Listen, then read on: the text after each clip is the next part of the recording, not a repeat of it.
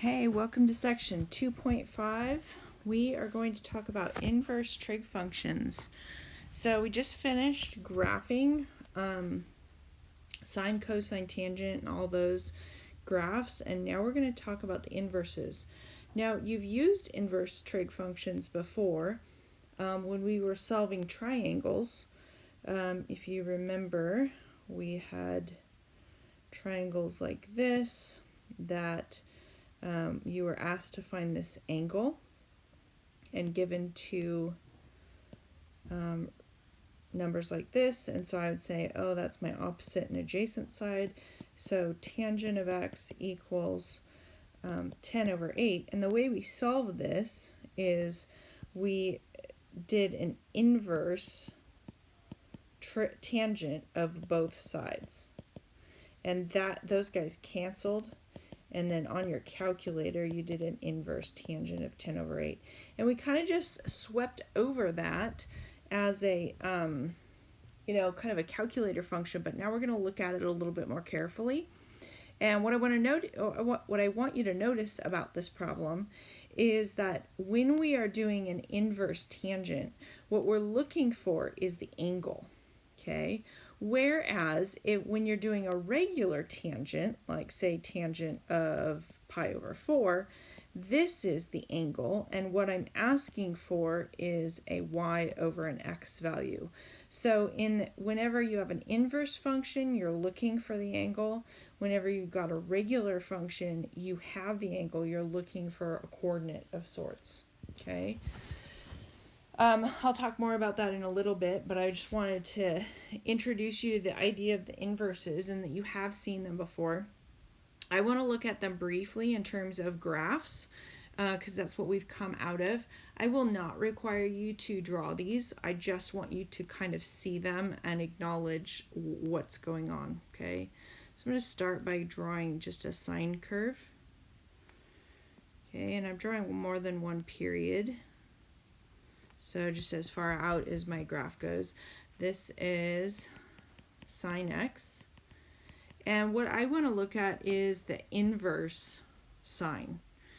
And if you remember back in chapter 2, we talked about inverse functions. We've talked about them actually quite a bit. We talked about inverse functions with logs and exponentials being inverse functions of each other. You know that squareds and square roots are inverses of each other. And the way they graphically behave is they are flipped over the line y equals x, okay? So what this means is if I were to fold my paper on that orange line, on that diagonal, where this would print in ink is right here. Now, I'm not a great drawer, so this is not going to be exactly perfect, but you get the idea. And this guy will snake down, let's see, it'll go up here. Oh my gosh. Disaster. I've got some pre-drawn ones in a minute that'll be better. But I wanted you to kind of see the creation of that. That's the idea. So this red graph is the inverse of sine, which is sine inverse, if you want to write it that way. That's what this function is. Okay. All right, so sorry, I don't like writing it that way. We're going to write it this way. Let's see, g of x. Having a little trouble today. Don't worry, I'll be okay. All right, g of x equals inverse sine of x. That's what the red graph is. The problem with the red graph, I want you to pause for 1 second and think, what is the problem with the red graph in context of our class and what we always talk about? Think. I am really hoping that some of you guys noticed that it is not a function. Okay, so the inverse trig functions are not functions because the trig functions are not one-to-one. All right, so what do we do about that? Because we need to be able to use inverse trig functions. Functionally, they're very important, but then also they need to be functions. So what do we do? And the answer is that we restrict the domain on them and we cut them off. So basically, we take one period of them. So if I just take this one part of sine, see that purple part of it, that is a function, and we cut the rest of it off. Okay, so let's look at a picture. Here's my pretty drawing of the red is sine x, okay, and the blue is sine inverse of x. And notice that this is not a function, does not pass the vertical line test. So we take the blue graph and we're going to cut it off, and it's going to look like this. This is our new sine inverse of x. And so as a convention, we've just decided as a math community to cut it off between negative pi and negative pi over 2 and pi over 2. Okay. We could have cut it anywhere else that still makes it a function. We just decided to cut it there for just to be uniform. Similarly, so this guy is restricted to between negative pi over 2 and pi over 2. The axis isn't labeled on this because I drew it on Desmos, so this isn't actually a 5. They just automatically label in real numbers. This is negative pi over 2 and this is pi over 2. So that's where we're cutting these guys off between. This is cosine. This is inverse cosine. This guy's cosine x, cosine inverse x. And cosine, we decided to cut off between 0 and pi. So this is 0 and this guy is pi right here.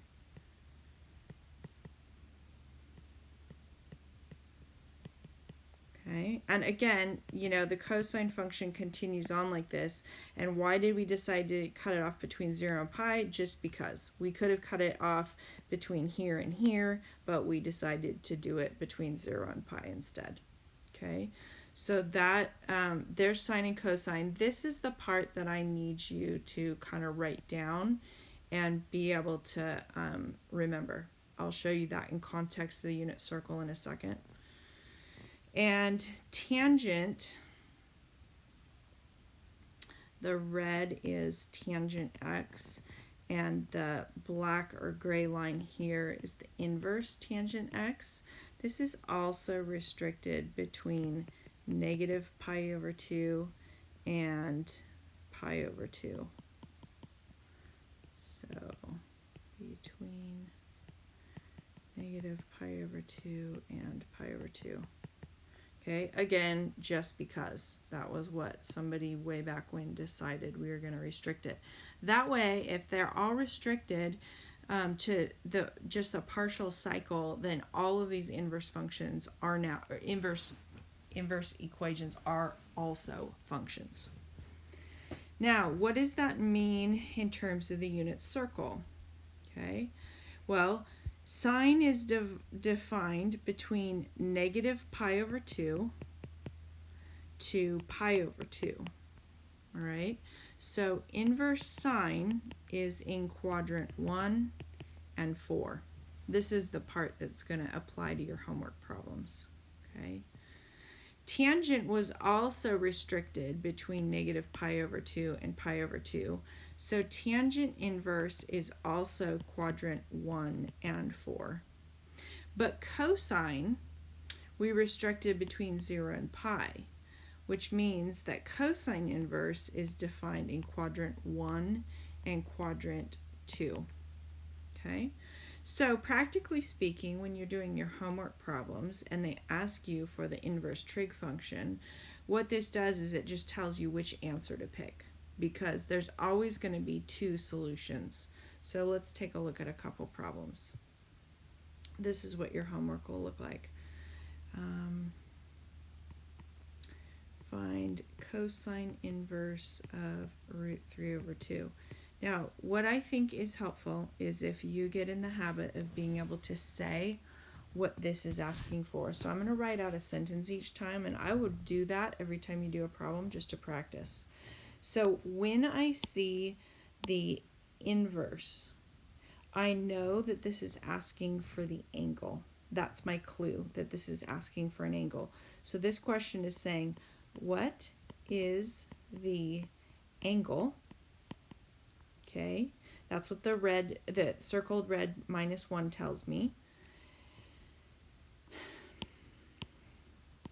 That has a, now the cosine part tells me that I'm looking for an x coordinate. Okay, of, and this point right here tells me what the coordinate is. Okay, so using this color coding, you can, any problem, you can write a sentence and you just substitute whatever the problem is, the specific problem is for the colored part. So for example, before we get into how to do the problem, let's say we had sine inverse of -1/2. We'll do that one next. Okay, so I would write the same sentence. It's got a -1, so I'd say, what is the angle? That's the red part. That has a, now instead of an x coordinate like we did in the previous problem, this says sine, so now I'm going to say y coordinate of, and instead of root 3 over 2, now it's a -1/2. So you see how I kind of translate the math into those sentences. I would practice that, and I think that will help you a lot if you can write those sentences. So now let's go back and actually solve the problem. What's the angle that has an x coordinate of root 3 over 2? So I'm going up to the unit circle, and I'm looking at all my x coordinates all the way around, okay? And I'm looking for x coordinates of root 3 over 2. Now, there are always two answers. There's an answer here, and there's an answer here. And what these inverse trig functions that we defined in their quadrants do is tell you which one of those to pick. So since it's cosine that we're looking for, and cosine is only defined in quadrant 1 and quadrant 2, then I'm going to pick this answer right here. And my answer is the angle, because we're looking for an angle. The angle is pi over 6. And that's it. That's your answer. Okay. And again, the restriction of the inverse functions allows you to pick one answer and not the other. That's why we cut those graphs off, and that's why we restrict the domains. All right, so let's look at this next one. What is the sine inverse of -1/2? Okay, so now we're not looking at the x coordinates, we're looking at the y coordinates. So, and I'm looking for -1/2. So I'm going spinning around the circle. I'm looking at all my y coordinates, okay? And I'm going, oh, okay, here is a y coordinate of -1/2, and here is a y coordinate of -1/2. So I've got two options, and the question is, where is the sine defined? Well, it's in this quadrant. This is where the inverse sine is defined. So this is the angle that I'm going to pick. Okay. Now, here's the only tricky part about these problems. For sine inverse and tangent inverse, it's defined in the fourth quadrant, but remember how we wrote the angles. We said it's defined between -pi over 2 and pi over 2. So if you tell me on this problem that the answer is 11 pi over 6, that is not between these two numbers. you have to name this angle differently. And if you think about it for a minute, we talked about different ways to label angles. This angle right here can also be named as negative pi over 6. And negative pi over 6 is between these two numbers. So that's my answer.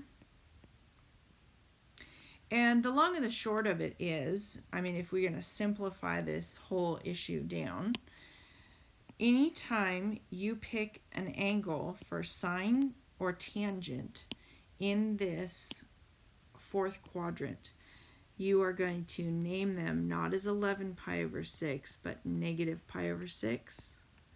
And you're going to name this negative pi over 4. And you're going to name this negative pi over 3. So I tell students often, if you're doing inverse trig functions, just write them like this on your unit circle, and then you won't ever get it wrong. Then you just locate the thing and put your answer.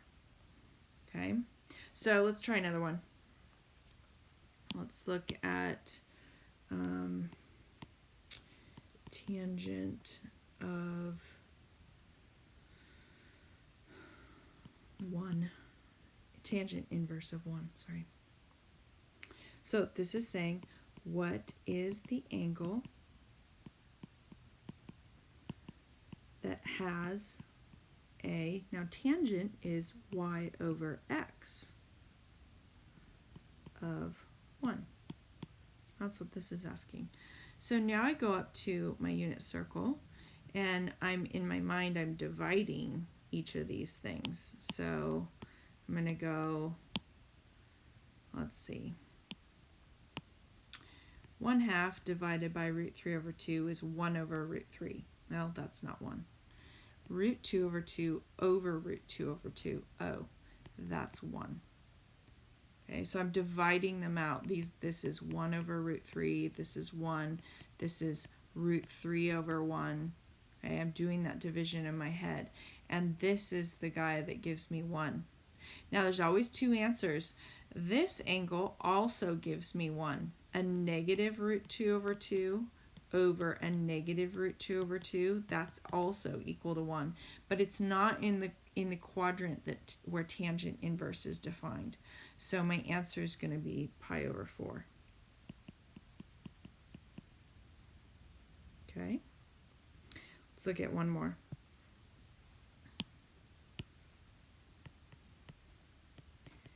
Tangent inverse of negative 1. So again, I'm looking for the angle that has a y over x, but now instead of 1, it's a negative 1. Where does that put me on the unit circle? Well, that is going to put me, whoops, I erased my angles. Let me write those again.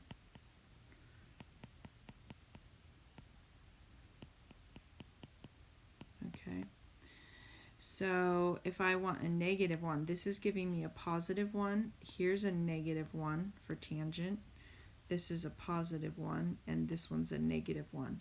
So these two angles are my two options for inverse tangent. And so I am going to pick this one because it's in quadrant 4, and I'm going to name it not 7 pi over 4, but negative pi over 4. And that's your answer. Okay. So we'll do some more of these as we go on here in the lecture. Let's jump into some different kinds of problems, because what happens now is now we're going to get into some problems where we put multiple trig functions on one problem. So for example, all right, well, let's review. This is a composition of two functions, and when you compose two functions, you always start in the middle. Okay, this inside part. So let's not look at this quite yet. Okay, let's just look at this inside function. And what is this saying? This is saying what is the y value at pi over 6? And again, I would practice writing those sentences so that you're clear on what that is. All right, y value at pi over 6. Let's pull this down here.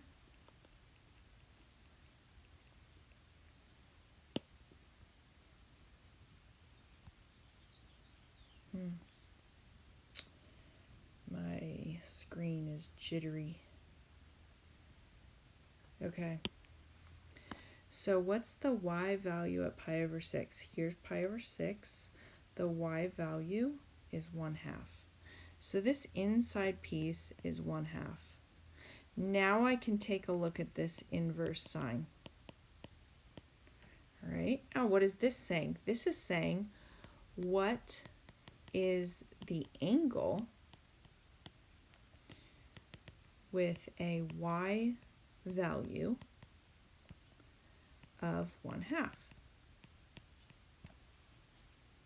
All right, while I go around my circle, there's always two answers for the inverse functions. This one has a y value of 1/2, and this one also has a y value of 1/2. But sine inverse is only defined for quadrant 1 and 4, so we're going to pick quadrant 1, and the answer is going to be pi over 6. Now notice what happened. You have a sine here and a sine inverse here. And basically, they just canceled off and left you pi over 6. That's because they're inverse functions of each other. Now, does that always happen? The answer is no. Because of how we cut the inverse sine off, that doesn't always happen. It will happen when your angle's in quadrant 1. But let's take a look at another example, a similar example. What if I had sine inverse of sine of 7 pi over 6? Okay, so let's look at the middle part. Again, I'm going to write out the sentence. This says, what is the y coordinate at 7 pi over 6? All right, so I go to 7 pi over 6. I look for the y coordinate. That's negative 1/2. Sine does not have a restriction on the domain, and so you can go anywhere around the circle with that. It's only inverse sine that does. Now this right here is asking, what is the angle with a y coordinate of negative 1/2? Okay, so now let's figure out where that is. Y coordinate of an angle, y coordinate of negative 1/2 happens here, and it happens here. So where is inverse sine defined? It's defined right here, and we talked about how we don't want to label these 11 pi. We want to name this negative pi over 6. So this is going to be negative pi over 6. So in this case, because the original angle was outside of the domain of the trig function, it shifts the angle into another quadrant because you have to pick this fourth quadrant for a sine inverse. Okay. So be careful with, you don't want to just go canceling sine and sine inverse every time. There are times where that happens, and there's times where that doesn't happen. Okay, and you can also have problems where we mix and match trig functions. So for example, a cosine inverse of sine of 11 pi over 6. You do them the same. You just walk through, and this is where your sentences are important. This is asking, what is the y coordinate at 11 pi over 6? That's what that means. And so I go to 11 pi over 6. The y coordinate is negative 1/2. And then this is asking, what angle has an x-coordinate of -1/2. Always two answers to that. X-coordinate of -1/2 happens here and here, but cosine inverse is defined here and here. So this is my angle. This is going to be 2 pi over 3. Okay, that's how you do the problems that are on the unit circle. So when you get a problem like this with the inverse trig functions, you're looking at the values and saying, do I recognize these as unit circle values? If you do, you're using the unit circle to do them. Some problems are not on the unit circle. They look like this.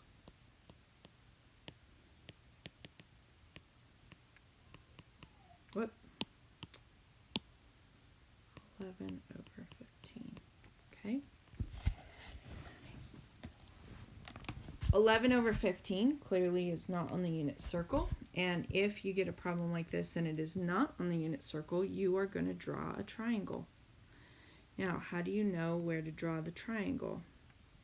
Well, inverse sine is defined in quadrant 1 and 4.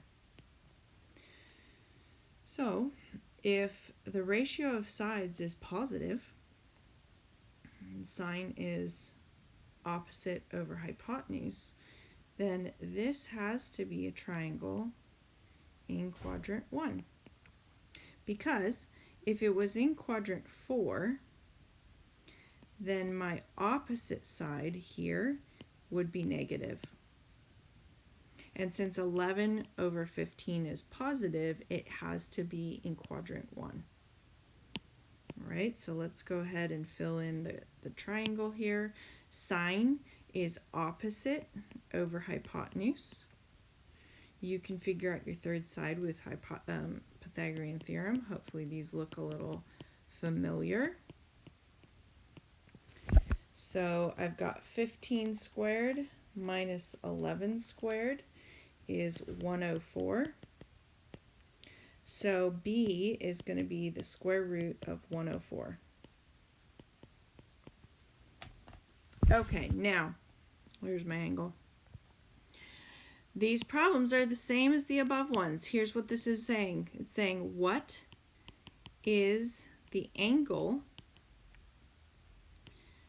with, now instead, I'm looking at a triangle, so instead of saying the y-coordinate, I'm going to say with an opposite over hypotenuse of 11 over 15. Well, I'm going to shift this down a little bit here. Okay.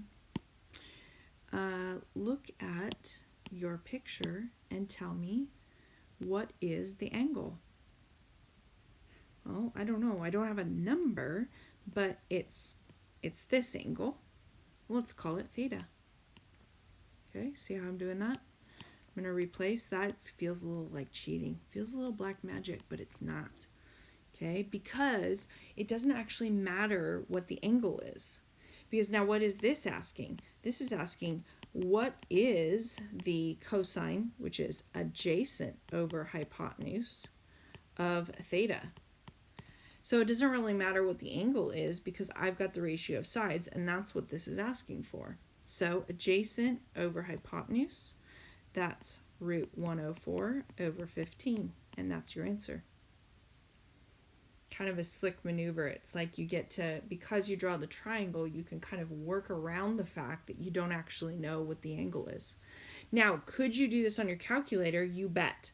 But it'll give you a decimal for your angle and not an exact value. And so often as you go ahead in physics, engineering, and calculus, you're going to want exact values. So whenever you need an exact value, you draw a triangle. That's how you do it every time. Okay, let's try another one. We've got tangent of cosine inverse of -5/7. All right, I recognize that negative 5 over 7 is not on the unit circle. So that means I'm going to draw a triangle. Cosine inverse is defined here and here. And since my ratio of sides is negative, that means my triangle has to be in quadrant 2 because cosine is positive here and it's negative over here. Only two options. Here's my angle. Cosine is adjacent over hypotenuse. The hypotenuse is always positive. Pythagorean identity to figure out your other side. So I've got 7 squared minus 5 squared is 24. So B is going to be the square root of 24. And that's a positive value in the y component is positive in quadrant 2. So let's go answer the question. What angle has an adjacent over hypotenuse of negative 5/7? That angle is theta. Now, what is the opposite over adjacent of theta? Well, opposite over adjacent is root 24 over negative 5. That's your answer. Okay. And one other thing you're going to see on these problems is that the ratio is not always a number. Sometimes it's a variable. And this is the other reason that we learn how to do this by drawing triangles and not using a calculator, because a lot of times you don't know the ratio of the sides. You just know it's called x. And you have to figure out a formula for the cosine of theta. And so this is how you do that. We've got tangent inverse of x. So I'm going to draw my triangle. Tangent is opposite over adjacent. Now in fraction land, this x is x over 1. So my opposite side here is x, and my adjacent side is 1. So what is the angle with an opposite over adjacent equal to x? Well, that's theta. So now I want to know, what is the cosine of theta? What is the adjacent over hypotenuse of theta? All right, little Pythagorean theorem. So C is going to be the square root of 1 plus x squared. Do not cancel those squares. There is an addition in between these two. They do not cancel. This is the square root of 1 plus x squared. So my cosine is going to be adjacent over hypotenuse. Your book will rationalize your denominators. You do not have to. Okay, that's it for section 2-5. Good luck, and let me know if you have any questions.